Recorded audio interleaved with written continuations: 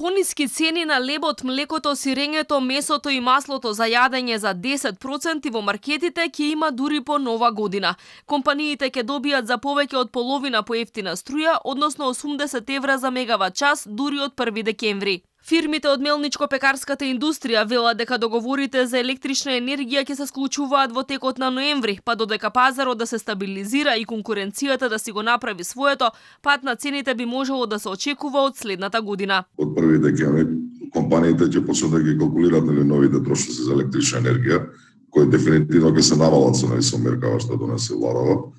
И со тоа ќе се створи пазарни услови за стабилизација на цените и намалување. Значи од 1 декември за во рок од до 30 дена, околу 30 дена ќе се очекува некој намалување од минимум 10% во зависност од компанијата, со колкав удел има трошокот на електричната енергија и нормално со одлуката на владата за ограничување на маржите.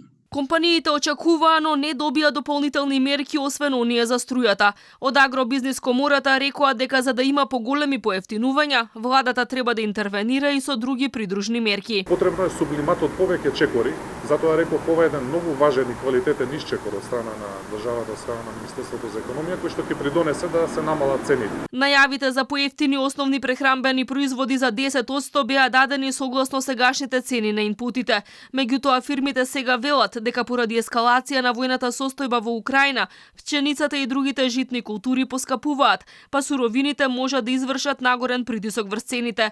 Во тој случај поевтинувањето би било или минимално, или воопшто и не би се случило. Во 4 часа, значи од наутро до сега, се зголеми цената за 5%, така да се надевам дека ќе се задржи на некој ниво, значи ќе се нормализираат тие светски побарувања и цени, со што и секако после нова година се ближи следната жетва, со што се надеваме дека ќе се нормализираат работа. Ако фирмите на вистина ги намалат цените за 10%, тоа значи дека лебот може да се продава за 5 до 8 денари поевтино, маслото за јадење за 15 денари, а млекото за 7,5 денари поевтино. Сирењето, кое е енормно поскапе, би требало да се продава сега поевтино за 25 до 50 денари.